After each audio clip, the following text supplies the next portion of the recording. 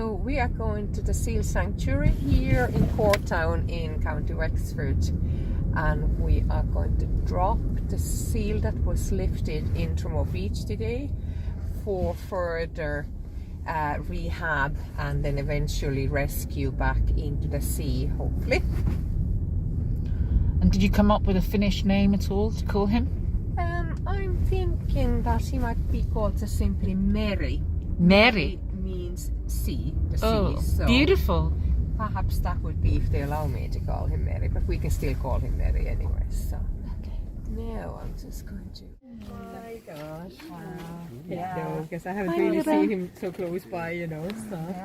Yeah. We'll take him out anyway. Yeah. Sure.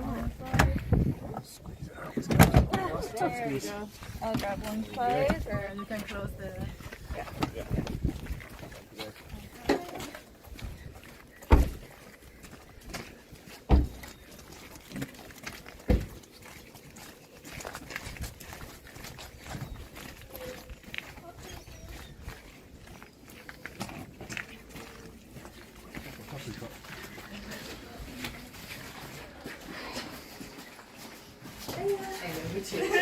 See you again. Yeah, it was really nice.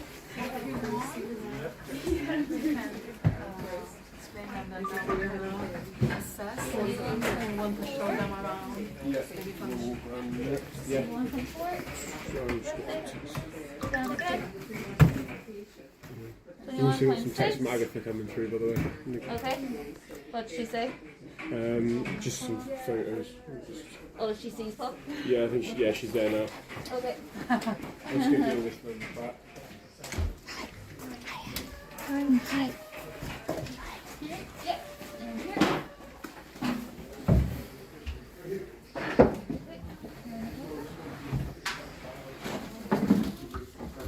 That side? Yeah, you go because I don't have gloves. Yeah. There we go. My little one. It's on the beach with him.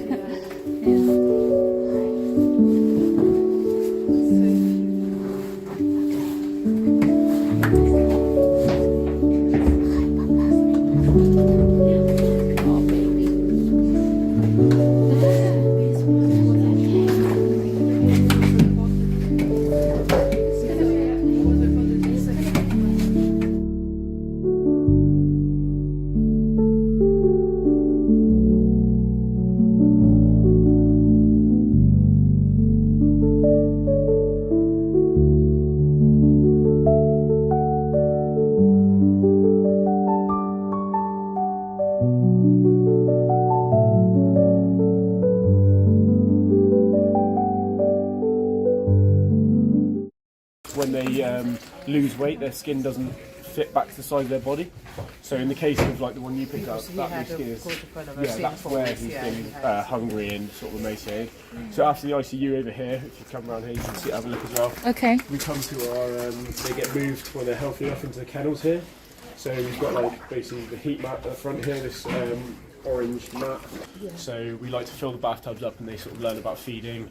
You know, it gives them more of a proper environment for learning how to catch their fish and properly eat it. Yeah. Through the 148th of the season, which starts. Did you have a lot of pups coming in now after the storm? Yeah, we've had a lot more of an uptake on the rest of the summer.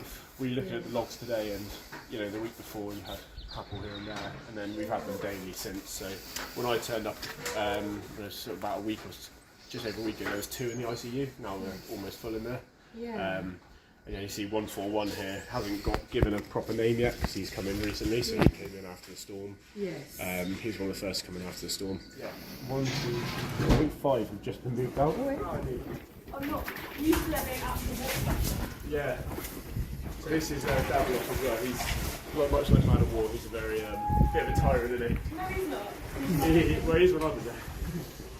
Yeah, so Honeycomb carries a great example of a healthy weight seal where there's just absolutely no room for loose skin. The first one they go into after the nursery pool, got a little bit more space to play around in, and a bit more harder work as well. And we've got in the middle like a little ridge, so they can sort of sit in the ridge there, and be like half hauled out the water, like they often on land if they're just sat at the edge. And also it gives them a bit of a an obstacle to move between. The grey seals take less time. There'd be I think it's a month or two sort of care for some of them, depending on how bad their wounds are, whether or not they're seriously underweight. Some of them come in with lungworm, tapeworm, so it depends on the individual seal, but the grey seals are a shorter amount of time. But this is sort of the last spot before they head into the pre-release pool and get shut off to our sort of tourists and the like. And where do you release them to now? Where? So we try and release them in like the same, not the exact same beach, but the same stretch of coastline as they're from. So a lot of seals, especially apparently Irish seals, sort of stay a little bit more local than some of the British or other seals that travel quite a way. They stay a little bit more local to their coastline. So beautiful. It really is. Yeah, really beautiful eyes.